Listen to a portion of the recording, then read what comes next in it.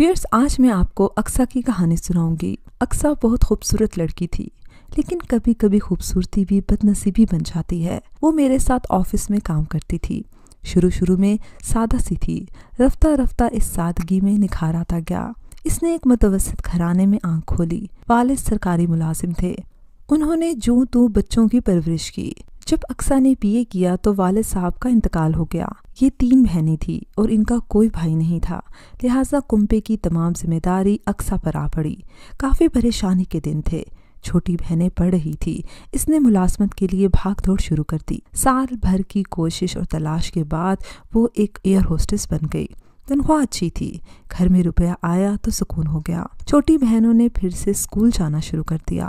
سہولت سے 2 وقت کی روٹی بھی میسر آنے لگی۔ ماں کو چھوٹی 2 بیٹیوں کی فکر تھی کہ کسی طرح سے وہ پڑھ لکھ جائیں۔ اس فکر میں وہ یہ بھول گئیں کہ ان کی بڑی بیٹی کے بھی کچھ ارمان ہیں۔ اقصیٰ جب بھی تھکی ہوئی ڈیوٹی سے گھر آتی، ماں چھوٹی بہنوں کے مسائل کھول کر بیٹھ جاتی۔ وہ یہ نہ سوچتی کہ یہ ملازمت کتنی کٹھن ہوتی ہے اور تھکی ہوئی اس بیٹی کو بھی ذہنی سکون اور آرام کی ضرورت ہوگی۔ اقصیٰ نے 6 سال مسلسل محنت کی۔ اس دوران جو پیسہ اکٹھا ہوا، اس سے ایک گھر بن سکا اور چھوٹی بہن شمائلہ کی شادی ہو گئی۔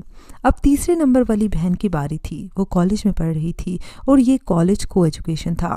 اس بہن کا نام ماریا تھا اور یہ کافی خوبصورت تھی۔ جب کبھی میں اقصیٰ کے گھر جاتی، یہ لڑکی مجھے عموماً نہ ملتی۔ کالج سے کافی لیٹ گھر پہنچتی تھی۔ میں عموماً شام کو 6 بجے کے بعد آتی تھی۔ ایک بار میں نے دیکھا کہ کوئی لڑکا اس کو گیٹ پر چھوڑنے آیا ہے، تو میں نے پوچھا کہ ماریا یہ کون ہے اور کس کی گاڑی سے تم اتری ہو؟ کہنے لگی میرا کلاس فیلو ہے اور ہمارے کالج میں فنکشن تھا، اس لیے میں اس کے ساتھ آئی ہوں۔ مجھے ماریا پر شک تھا کیونکہ اس کی سج دھج دیکھنے والی ہوتی تھی۔ ایک دن میں اپنی فیملی کے ساتھ شہر کے ایک مہنگے ریسٹورنٹ میں گئی تو سامنے والی ٹیبل پر ماریا کو دیکھا۔ وہ اسی لڑکے کے ساتھ آئی ہوئی تھی۔ میں نے سوچا کہ اس کی بہن بیچاری اس کے لیے محنت کر رہی ہے۔ اس نے شادی بھی اسی وجہ سے نہیں کی کہ چھوٹی بہنوں کی شادیاں ہو جائیں، اور اس بہن کو دیکھو کیا مزے سے زندگی سے لطف اندوز ہو رہی ہے۔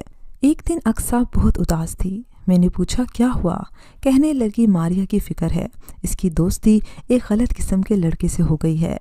اب میں اس کو دانش سے ملنے سے روکتی ہوں تو میرے سامنے بولنے لگتی ہے۔ عائشہ میں بہت زیادہ پریشان ہوں، تم ہی بتاؤ میں کیا کروں؟ میں نے اس کے چہرے کو غصے سے دیکھتے ہوئے کہا، اقصیٰ تم کو اپنی بہنوں کی بڑی فکر ہے، کیا تم نے خود اپنے چہرے کو غور سے دیکھا ہے؟ ابھی تو تم خوبصورت ہو، لیکن آخر ایک ایسا دن آ جائے گا جب یہ نقوش عمر کی چغلی کھانے لگیں گے۔ اس وقت کوئی تمہارا ہاتھ تھامنے کو تیار نہ ہوگا، تب تم کیا کرو گی؟ جب دیکھی جائے گی، آخر کوئی تو اللہ کا بندہ ہوگا جو مجھ کو بیوی بنا لے گا، جو میرے مقدر میں لکھا ہوگا مجھے مل جائے گا۔ میں نے کہا، اور جو رشتہ اب تمہیں مل رہا ہے اس پر غور کیوں نہیں کرتی؟ وہ اچھے آدمی ہیں، خوبصورت اور سمارٹ ہیں، اچھا عہدہ ہے، اچھی تنخواہ ہے، آخر کیا کمی ہے مبشر صاحب میں؟ وہ ہمارے ادارے میں آفیسر تھے اور اقصیٰ کو دیوانگی کی حد تک پسند کرتے تھے، مگر اقصیٰ ابھی شادی نہیں کرنا چاہتی تھی۔ وہ چھوٹی بہنوں اور ماں کی ذمہ داری کو آخر تک نبھانا چاہتی تھی۔ وہ کہتی تھی اگر میں شادی کر لوں تو ان تینوں افراد کا کیا ہوگا؟ وہ بھی شاید صحیح کہتی تھی۔ میں اکثر کہتی کہ شادی کے بعد بھی تم ان کو سپورٹ کر سکتی ہو، لیکن وہ کہتی کہ ایسا ممکن نہ رہے گا، جس سے شادی کروں گی اس کے بھی کچھ تحفظات ہوں گے۔ اگر اس نے کہہ دیا کہ نوکری چھوڑ دو یا اس کو میرا کنبے کو سپورٹ کرنا برا لگا تو؟ مگر یار مبشر صاحب ایسے نہیں ہیں۔ اس پر یہ بولی، ایک بیوی وہ پہلے چھوڑ چکے ہیں، کیوں یہ بھی تو سوچنا چاہیے۔ ارے بھائی تم تو بال کی کھال نکالتی ہو، کل کیا ہوگا کون جانے، آج تو زندگی کو سکھ سے جی لو۔ مجھے تو بس اس بات میں سکھ ملتا ہے کہ میری بہنوں کی تعلیم مکمل ہو جائے اور میں ان کا جہیز بنا لوں اور پھر ان کی شادیاں ہو جائیں۔ بڑی شمائلہ کی تو شادی میں نے کر دی ہے، اب مجھے ماریا کی فکر ہے۔ ہم کولیگز کی باتوں کا اس پر ذرا بھی اثر نہ ہوتا تھا۔ وہ وہی کرتی تھی جو وہ ٹھیک سمجھتی تھی، اور وہ ٹھیک یہ سمجھتی تھی کہ مزید 5 سال اور بہنوں کے لیے وہ کماتی رہے گی، ان کی تعلیم دلوائے گی، ان کا جہیز بنائے گی، پھر ان کی شادیاں کرے گی، اور مزید 5 سال کا مطلب تھا کہ وہ 48 سال کی ہو جائے۔ بھلا اس عمر میں کون کسی لڑکی کا ہاتھ پکڑتا ہے اور اس کے ساتھ شادی کرتا ہے؟ وقت گزرتا گیا۔ میری شادی ہو گئی۔ شادی کے 1 سال بعد مجھے سروس چھوڑنی پڑی کیونکہ شوہر کو میرا گھر سے رات کو باہر رہنا پسند نہ تھا۔ حالانکہ شادی سے پہلے انہوں نے مجھ سے کہا تھا کہ تمہاری مرضی ہے، ملازمت کرو یا چھوڑ دو، میں تم کو مجبور نہیں کروں گا۔ لیکن جب میری فلائٹ ہوتی، ظاہر ہے رات کی ڈیوٹی بھی ہوتی تھی، تب میری ساس مجھے کہتی کہ اگر تم اس طرح شوہر کو چھوڑ کر رات کو ڈیوٹی کرو گی تو میں اپنے بیٹے کی دوسری شادی کروا دوں گی۔ انہوں نے میرے دل میں کچھ ایسا خوف پیدا کر دیا کہ میں نے آخرکار نوکری چھوڑ دی۔ تب ہی مجھے اقصیٰ کی وہ بات یاد آئی کہ دوست پتہ نہیں شادی کے بعد وہ مجھے نوکری کرنے دیں گے یا نہیں، تب میں اپنے کنبے کی کفالت کیسے کر پاؤں گی۔ اقصیٰ اب بہت پریشان رہنے لگی تھی۔ مارے باندھے سے ماریہ نے BA کر لیا، مگر وہ گھر سے غائب رہنے لگی تھی۔ اکثر وہ اپنے بوائے فرینڈ کے ساتھ ہوتی تھی۔ ماں روکتی یا بہن منع کرتی تو صاف صاف کہتی کہ یہ میری زندگی ہے، میری مرضی ہے کہ میں کیسے جیوں۔ اقصیٰ ماریہ کے لیے بہت پریشان تھی۔ ایک دن گھبرا کر مجھے فون کیا کہ یہ لڑکی کسی طور پر قابو نہیں آ رہی، میں کیا کروں؟ اس کی شادی کر دو۔ میں نے مشورہ دیا کہ خس کم جہاں پاک، وہ لڑکا ٹھیک نہیں ہے یار، کیا تم کو نہیں پتا؟ میں نے معلوم کروایا ہے اس کے غلط قسم کے دوستوں سے رابطے ہیں اور وہ ماریہ کے پیسے پر عیش کرتا ہے۔ تم کیا جانو، ہر وقت امی سے بس پیسے مانگتی رہتی ہے۔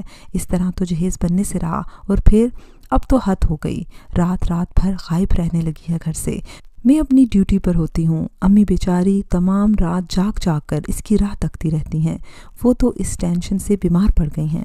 میں نے اس کو مشورہ دیا، ارے بھائی اسی لڑکے سے کروا دو اس کی شادی، تم کب تک اس کو روکتی رہو گی، وہ کورٹ میرج کر لے گی۔ لیکن اقصیٰ اس بات پر رضامند نہ تھی۔ آخرکار ماریہ نہ مانی۔ اقصیٰ نے اس لڑکے کو دھمکیاں بھی دلوائیں، پولیس سے جھاڑ پڑوائی، مگر کسی بات کا اثر نہ ہوا۔ جتنا اس کو روکتے وہ اور شیر ہو جاتا تھا۔ اصل بات یہ تھی کہ اس کو ماریہ کی شے تھی۔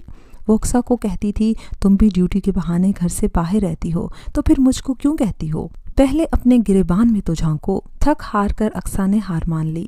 ماں سے کہا، امی جان اب یہ برداشت نہیں ہوتا مجھ سے کہ محلے والے ہم پر انگلیاں اٹھائیں، ماریہ راتوں کو باہر جائے، کسی دن وہ لوگ ہم کو محلے سے نکال دیں گے۔ اچھا ہے آپ اس کی شادی دانش سے کروا دیں، پھر ہم ان سے کوئی تعلق نہ رکھیں گے۔ اقصیٰ ہار گئی تھی۔ اس نے ماریہ کی شادی دانش سے کروا دی۔ وہ بے غیرت کہتا تھا کہ جہیز بھی دو اور اتنی رقم بھی دو کہ تم ایئر ہوسٹس ہو، اتنا کماتی ہو، راتوں کو ڈیوٹی کرتی ہو۔ شادی کے کچھ عرصے بعد بھی وہ ماریہ کے ساتھ اقصیٰ کے گھر رہا۔ آخر اقصیٰ نے کہہ کر ان کو جانے پر مجبور کر دیا کہ اب تم لوگوں کی شادی ہو گئی ہے، اپنے گھر جا کر رہو، یہاں کیوں رہ رہے ہو؟ دانش بیوی کو لے گیا، کرائے پر مکان لے کر دیا اور وہاں یہ رہنے لگے۔ اب ماریہ کو پتہ چلا کہ دانش کے کیا کرتوت ہیں اور پیسہ کیسے کماتا ہے۔ سب غلط قسم کے دھندے تھے۔ اس کے تمام دوست چور اور ڈکیت تھے۔ یہ ڈکیتی ڈال کر لوگوں کو لوٹتے اور اس پیسے پر عیش کرتے تھے۔ ماریہ بری طرح پھنس چکی تھی، مگر اب بھاگ کر وہ کہاں جا سکتی تھی؟ طلاق لیتی تب بھی دانش اس کو زندہ نہ چھوڑتا۔ اس کا تعلق ایسے گروہ سے تھا کہ وہ ڈکیتی کرتے وقت بندوں کو جان سے مارنے میں ذرا بھی نہیں ہچکچاتے تھے۔ جب کافی دنوں تک کہیں سے رقم ہاتھ نہ آتی تھی تو دانش نے ماریہ سے کہا کہ جا کر اپنی بہن سے روپیہ لاؤ، گھر میں تنگ دستی ہے، تمہاری بہن ہزاروں کما رہی ہے، کس کام کا ہے اس کا روپیہ؟ ماریہ ماں کے گھر آئی، ماں کے سامنے رونا رویا۔ ماں نے کہا اسی وجہ سے ہم منع کرتے تھے کہ اس سے شادی مت کرو، اب آیا سمجھ میں؟ تم روز روپے لینے آ جاتی ہو، آخر کب تک تم کو اور تمہارے شوہر کو ہم شراب اور کباب کے لیے اقصیٰ کی خون پسینے کی کمائی دیں گے؟ ماریہ رونے لگی کہ اماں پیسے نہیں لے کر جاؤں گی تو وہ مارے گا، کہتا ہے تیری بہن نے تو بہت سونا اور دولت جمع کر رکھا ہے، وہ کس لیے یہ سب جمع کر رہی ہے؟ یہ ہمارے ہی تو کام آئیں گے۔ ماں مجبور ہو کر اس کو روپے دے دیتی، لیکن اس بار اقصیٰ نے سختی سے منع کر دیا تھا کہ اب رقم نہیں ملے گی، اس سے کہو خود کمائے، میری بوڑھی ماں ہے، میں نے اس کے لیے بھی کچھ رکھنا ہے۔ جب روپے نہ ملے ماریہ نے جا کر شوہر کو بتایا کہ اب آپ بھی ایک تھیلا دینے کو تیار نہیں، تم ان کو بہت لوٹ چکے ہو۔ کہنے لگا میں خود جاؤں گا، دیکھوں گا کیسے نہیں دے گی۔ اس روز اقصیٰ کا آف تھا۔ وہ 2 دن کی لمبی فلائٹ کر کے تھکی ہوئی آئی تھی، لہٰذا لباس تبدیل کر کے اور نہا دھو کر وہ سو گئی۔ جانے کس وقت اور کس طرح بیرونی دروازے کو چابی سے کھولا گیا۔ یہ چابی دانش نے تب ہی ڈپلیکیٹ بنوا لی تھی جب وہ یہاں رہتا تھا۔ اس روز اقصیٰ کی امی اپنی چھوٹی بیٹی شمائلہ کے پاس رہنے کو گئی ہوئی تھی۔ ملازم نے چھٹی کر لی تھی اور اقصیٰ گھر میں اکیلی تھی، اس لیے وہ گھر کو لاک کر کر سو گئی تھی۔ دانش نے چابی سے دروازہ کھولا اور اندر آ گیا۔ اس کے ساتھ 4 اور افراد بھی تھے۔ ان سب نے منہ کپڑے سے لپیٹے ہوئے تھے۔ دانش نیچے ٹھہر گیا اور یہ لوگ گھر کا قیمتی سامان، نقدی اور روپیہ لینے اقصیٰ کے بیڈ روم میں پہنچ گئے۔ وہ چیخ مار کر اٹھی، تب ان ڈاکوؤں نے خنجر اس کی گردن پر رکھ کر اس کو خاموش ہو جانے کی تلقین کی اور کہا، جو کچھ تمہارے پاس ہے سارا مال ادھر رکھ دو ورنہ جان سے مار دیں گے۔ اقصیٰ نے سب کچھ بتا دیا کہ فلاں فلاں جگہ پر چابیاں رکھی ہیں اور روپیہ پیسہ نقدی جو گھر میں تھا سب حوالے کر دیا۔ انہوں نے اس کی قیمتی اشیاء، زیور کے علاوہ موبائل فون تک اٹھا لیے، اور جب وہ گھر سے جانے لگے تب اقصیٰ نے ہمت کر کے اپنے اوپر کے کمرے سے نیچے ہال میں جھانکا جہاں یہ ڈکیت کھڑے تھے۔ اچانک اس کی نظر دانش پر پڑی اور وہ ہکا بکا رہ گئی۔ تب ہی دانش دوڑا اور اپنے ساتھیوں کو پیچھے آنے کا اشارہ کیا۔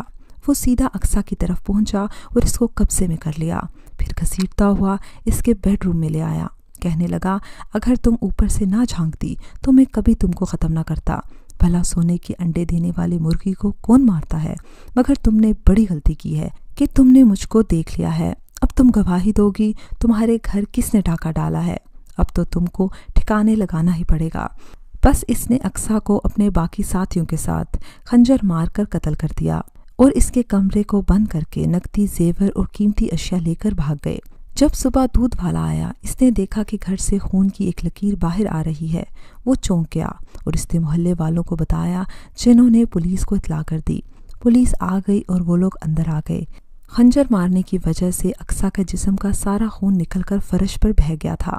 پولیس نے قتل کی تفتیش شروع کر دی۔ چند دنوں میں ہی وہ لڑکے گرفتار ہو گئے جنہوں نے واردات میں دانش کا ساتھ دیا تھا، اور وہ موبائل کی وجہ سے پکڑے گئے تھے کیونکہ جاتے جاتے وہ اقصیٰ کے موبائل فون بھی ساتھ لے گئے تھے۔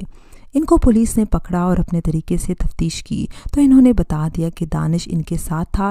اس نے بیرونی دروازہ کھولا اور اپنی سالی کے گھر ڈکیتی کروائی۔ اس کا اقصیٰ کو مارنے کا کوئی ارادہ نہ تھا۔ پھر جب اقصیٰ نے اس کو دیکھ لیا تو اس نے شہادت ختم کرنے کے لیے سالی کو مار ڈالا۔ مارنے میں ہم 4 افراد تھے اور ہم نے اس کی مدد کی تھی۔ آج کل یہ سب حوالات میں ہیں، مقدمہ چل رہا ہے، قاتل تو پکڑے گئے، مگر جانے کب مقدمے کا فیصلہ ہو۔ جو بھی ہو، مگر بیچاری اقصیٰ تو جان سے چلی گئی۔ اس کے قتل ہو جانے کا ہم سب کو بہت زیادہ دکھ اور افسوس ہے۔ دکھ اس لیے زیادہ ہے کہ وہ ایک اچھی لڑکی تھی اور اپنے کنبے کی واحد کفیل تھی۔ جانے کب سے دکھ اٹھا کر اپنی بہنوں کو پال رہی تھی، اور اسی بہن کی وجہ سے وہ قتل ہوئی جس سے وہ بے حد پیار کرتی تھی۔ منع کرتی تھی کہ دانش سے شادی مت کرو، یہ غلط آدمی ہے، مگر ماریا کی آنکھوں پر تو عشق کی پٹی بندھی ہوئی تھی، وہ کیسے مانتی؟ آج شاید ماریا بھی پچھتاتی ہے، مگر اب کیا حاصل جب اقصیٰ جیسی ہیرا لڑکی کھو گئی۔ اب ماریا کو اس کی جگہ ملازمت مل گئی ہے۔ وہ ماں کی کفالت کی خاطر اپنی بڑی بہن کی طرح کٹھن راہوں کی مسافر ہو گئی ہے۔ خدا ایسی مجبوریاں کسی کو نہ دے۔ عورت تو گھر بسانے کے لیے بنائی گئی ہے، مگر کبھی کبھی دوسروں کی خاطر گھر کی جنت کو چھوڑ کر کٹھن ملازمتوں میں زندگی کو خرچ کرنا پڑ جاتا ہے۔ میری دعا ہے خدا اقصیٰ کو جنت میں جگہ دے اور اس کے قاتل کو کیفر کردار تک پہنچائے۔ آمین۔